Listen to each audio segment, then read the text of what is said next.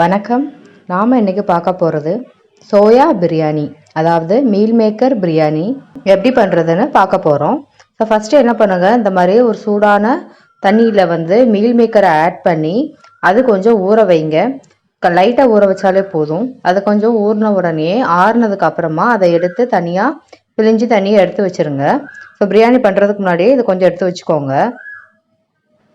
நான் பெரிய soya use பண்ணுறேன், நீங்கள் சின்ன சோயா கூட யூஸ் பண்ணிக்கலாம். ஒரு பாத்திரம் எடுத்துக்கோங்க, அது கொஞ்சம் சூடாகட்டும். சூடானதுக்கு அப்புறமா அதில் கொஞ்சம் நெய் ஆட் பண்ணிப்போம். நான் ஒரு 3 ஸ்பூன் நெய் ஆட் பண்ணுறேன். ஆட் பண்ணிவிட்டு நெய் கொஞ்சம் ஹீட் ஆகட்டும். அதுக்கப்புறமா ஒரு பிரியாணி இலை, 3 கிராம்பு, ஒரு ஏலக்காய், கொஞ்சோண்டு சோம்பு, அப்புறம் 2 லவங்கப்பட்டை இதெல்லாம் ஆட் பண்ணியிருக்கேன். ஸோ இதுக்கப்புறம் என்ன பண்ணலாம் அப்படின்னா, நம்ம கொஞ்சம் ஆயில் ஆட் பண்ணிப்போம்.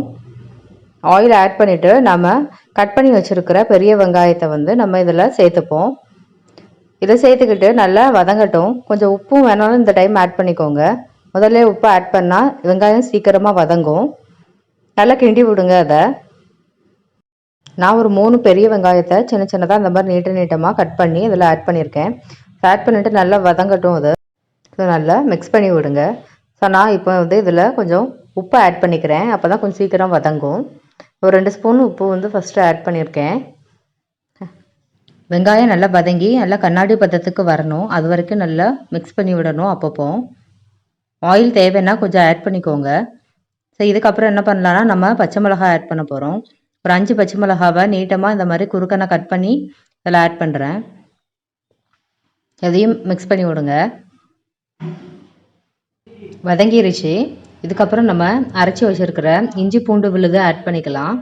ஸோ இதை நீங்கள் வீட்டிலேயே இஞ்சி பூண்டு எல்லாமே கரெக்டாக ரெண்டுமே சமமாக எடுத்துக்கணும். இஞ்சி பூண்டு ரெண்டுமே ஒரே அளவு எடுத்துக்கிட்டு மிக்சியில் நீங்கள் அரைச்சி ஆட் பண்ணுங்கள். வெளியில் கடையில் வாங்குறத விட நாமளே வீட்டில் அரைச்சி யூஸ் பண்ணுறது நல்லது. ஸோ நல்லா மிக்ஸ் ஆகி இதில் இஞ்சி பூண்டு பச்சை வாசனை போகிற வரைக்கும் மிக்ஸ் பண்ணி விடணும். நம்ம அடுத்து கட் பண்ணி வச்சுருக்கிற தக்காளி ஆட் பண்ணிக்கலாம். நான் 2 தக்காளி ஆட் பண்ணியிருக்கேன். இப்போ பிரியாணிக்கு அதிகமாக தக்காளி ஆட் பண்ணாமல் இருக்கிறது நல்லது. நீங்கள் எவ்வளோ வெங்காயம் எடுக்கீங்களோ அதை விட கம்மியாக நீங்கள் தக்காளி ஆட் பண்ணிக்கோங்க. ஸோ நல்லா வதங்கி நல்லா எல்லாமே ஒன்றா சேரணும். அதுக்கப்புறம் தான் நம்ம மற்றதெல்லாம் ஆட் பண்ண போகிறோம். நம்ம அது வரைக்கும் கொஞ்சம் மிக்ஸ் பண்ணி விடுங்க, அடி பிடிக்காமல் பார்த்துக்கோங்க. எல்லாமே வதங்கிடுச்சு. இப்போ நம்ம எடுத்து வச்சுருக்கிற மீல் மேக்கரை நம்ம ஆட் பண்ணிப்போம். ஆட் பண்ணிவிட்டு எல்லாத்தையுமே சேர்த்து ஒரு தடவை மிக்ஸ் பண்ணி விடுங்க. மீல் மேக்கரும் நல்லா வதங்கட்டும். ஸோ இப்போ ஸ்பைசஸ்லாம் ஆட் பண்ணிக்கலாம். நான் 1.5 ஸ்பூன் சில்லி பவுடர் ஆட் பண்ணுறேன். அப்புறம் கொஞ்சமாக கரம் மசாலா ஆட் பண்ணுறேன். உங்களுக்கு பிடிக்கும்னா கரம் மசாலா ஆட் பண்ணிக்கோங்க. ஆட் பண்ணிவிட்டு நல்லா மிக்ஸ் பண்ணி விடுங்க. கொஞ்சம் வதங்கட்டும், அந்த ஸ்பைசஸ் எல்லாமே எல்லாத்தோடு சேரட்டும். ஸோ இப்போ நான் தயிர் கொஞ்சம் ஆட் பண்ணுறேன்.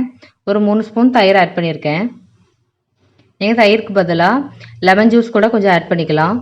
ஸோ இப்போ கொத்தமல்லி இலை, புதினா இலை எடுத்து வச்சுருக்கிறத அதையும் சேர்த்து ஆட் பண்ணிப்போம். ஆட் பண்ணிவிட்டு எல்லாத்தையும் சேர்த்து மிக்ஸ் பண்ணி விடலாம். கொஞ்சம் வதங்கட்டும். நீங்கள் பிரியாணி பண்ண ஸ்டார்ட் பண்ணிலேயே எவ்வளோ ரைஸ் வேணுமோ அதை நல்லா வாஷ் பண்ணிவிட்டு அதை நல்ல தண்ணியில் நீங்கள் ஊற வச்சு எடுத்து வச்சுக்கோங்க. ஒரு 20 நிமிஷம் ஊற வச்சுக்கோங்க. நல்லா வதங்கிருச்சு. இப்போ வாட்டர் ஆட் பண்ணிக்கலாம். நீங்கள் எந்த கப்பில் ரைஸ் எடுக்கீங்களோ அதே கப்புக்கு 1 கப்புக்கு 1.5 கிளாஸ் தண்ணின்னு சொல்லி ஆட் பண்ணிக்கோங்க. ஸோ ஆட் பண்ணிவிட்டு ஒரு தடவை நல்லா மிக்ஸ் பண்ணி விட்டுக்கோங்க.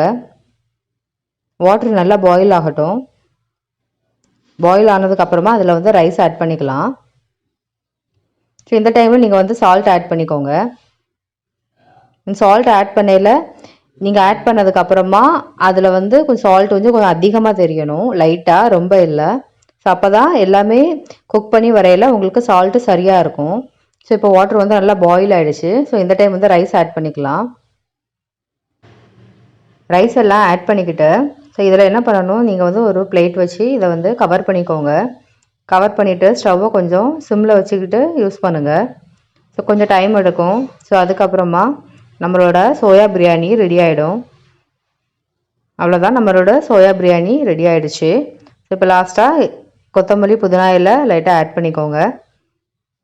உங்களுக்கு இந்த வீடியோ யூஸ்ஃபுல்லாக இருந்துச்சுன்னா லைக் பண்ணுங்கள், ஷேர் பண்ணுங்கள், கமெண்ட் பண்ணுங்கள். நம்ம சேனலை சப்ஸ்கிரைப் பண்ணுங்கள். இதை வீட்டில் ட்ரை பண்ணிவிட்டு எப்படி இருந்துச்சுன்னு கமெண்ட் பண்ணுங்கள்.